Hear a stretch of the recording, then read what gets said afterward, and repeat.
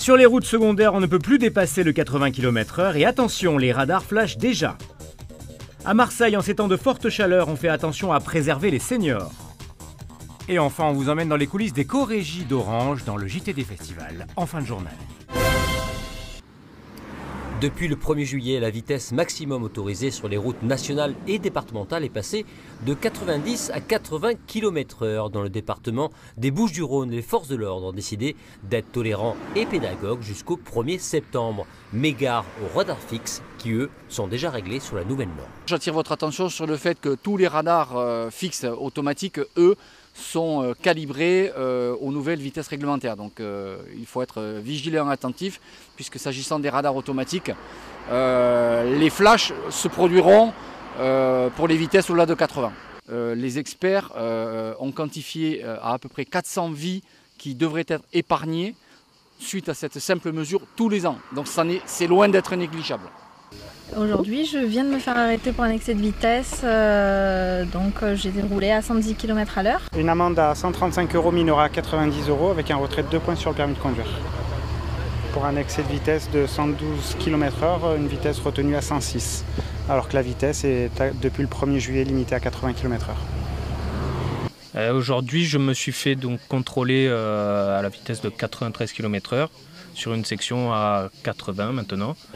Et j'avais complètement oublié que c'était passé à 80 au lieu de 90. C'est la loi qui veut ça, on est obligé de s'y soumettre, de gré ou de force, de toute façon, il faudra qu'on l'accepte. Maintenant je ferai déjà plus attention et surtout je lèverai un peu plus le pied sur l'accélérateur.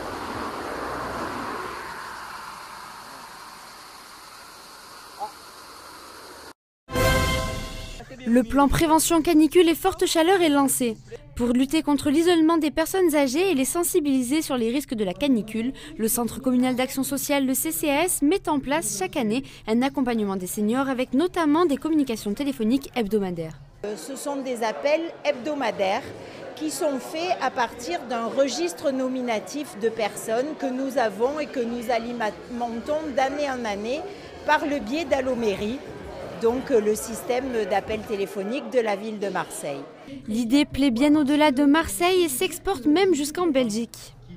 D'autres CCS des Bouches-du-Rhône, ou en France et même en Belgique, ont pris modèle et on en est ravis parce que ça représente bien sûr Marseille, mais aussi le département, dans ce dispositif innovant, oui et non, parce qu'il existe depuis 15 ans, mais innovant sur toute l'année et dans le rapprochement de nos anciens qui sont de plus en plus nombreux, comme vous le savez. En plus des communications téléphoniques, le CCAS met également en place des visites à domicile ainsi que des activités au Club Senior Plus Saint-Cyr dans le 10e arrondissement de Marseille. Éviter que les enfants ne passent trop de temps devant leurs écrans en leur proposant de résoudre des énigmes dans leur propre environnement. C'est le grand défi que s'est lancé une jeune start-up marseillaise en créant le jeu éducatif PlayZ. On va mélanger 3 choses. On mélange le cinéma pour jouer avec les héros et avec les univers fantastiques. On mélange aussi les technos numériques parce que les enfants adorent ça et que les écrans font partie intégrante aujourd'hui de leur vie, mais qu'il faut les utiliser intelligemment. Et on vient ajouter aussi les jeux éducatifs parce que pour nous, l'essentiel, en fait, c'est le développement des compétences cognitives et le développement des compétences relationnelles des enfants. La tablette, l'écran, la techno numérique, c'est qu'un support, c'est qu'une excuse, un relais attractif pour capter les enfants, mais leur faire des jeux physiques dans leur environnement physique, ensemble, en groupe. Et dans ces jeux, ils vont pouvoir manipuler, bouger, danser, construire, rater, c'est très important, essayer encore. Et tout ça, ça va développer leurs compétences cognitives et relationnelles. Play, c'est une application qui fait appel à la vidéo, aussi qualité cinéma. Pour ce faire, nous avons tourné dans l'abbaye Saint-Victor. On a fait appel à des comédiens professionnels comme Jean-Baptiste Sagori, qui a déjà tourné dans Plus belle la vie. Chaque vidéo propose aux enfants un défi. Donc là, c'est Chevalier Princesse. Il faut donc retrouver une épée pour aller combattre le dragon et défendre le royaume. Et si vous voulez tester Play, vous pouvez venir nous retrouver à Grand Littoral samedi 7 juillet à partir de 10h30 du matin, puisqu'on va vous proposer des sessions de jeu gratuites pour les enfants à partir de 6 ans. Ça rentre pas. Ah, ok. Ça doit aller en 2 temps, comme ça, je crois.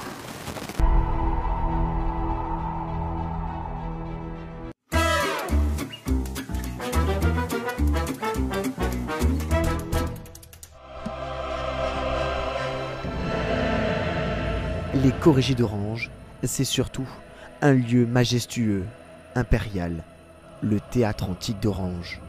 Le festival d'opéra le plus populaire de France nous a ouvert ses portes à quelques heures de la première représentation de Méphistophélès, spectacle rare mais ô combien surprenant. L'opéra sera joué ce soir. Au total, 172 artistes, habilleuses, maquilleuses et techniciens, tous vibrent pour le Théâtre Antique. Parmi eux, nous retrouvons Marie. Quelques heures avant la générale, la choriste n'hésite pas à s'imprégner du lieu.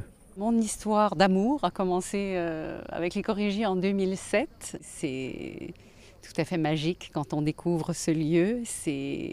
De la scène, c'est une très belle vision qu'on a parce que c'est un mur de gens, de spectateurs. C'est une énergie incroyable. Ma famille est très fière de moi. Sinon, j'ai une fille de 14 ans qui est adorable, mais qui m'a toujours vue faire ce métier. Donc pour elle, c'est ordinaire. Pour certains, se produire au Théâtre Antique était tout tracé. Pour d'autres, s'imaginer sur la scène des Chorégies était loin d'être une évidence. Je joue donc sur un tableau de tout l'opéra seulement. Je fais du roller en fait sur scène, ils avaient besoin de quelqu'un pour faire du roller, donc me voici. C'est par un ami sur Facebook qui était stagiaire ici. Il m'a dit qu'il y avait une annonce de recrutement pour des gens qui faisaient du roller. Comme j'en faisais, j'ai postulé, j'ai envoyé une petite vidéo et ils m'ont recontacté très vite pour me dire que c'était bon, que j'étais pris. C'est ma première fois, c'est très impressionnant au début quand on arrive. Après ça va, on s'y fait, mais je pense que quand les gens seront dans la salle, ce sera encore plus impressionnant. Peu à peu, à l'approche du début du spectacle, la tension monte d'un cran. Costumes, maquillage, perruques, les coulisses se transforment en une véritable ruche.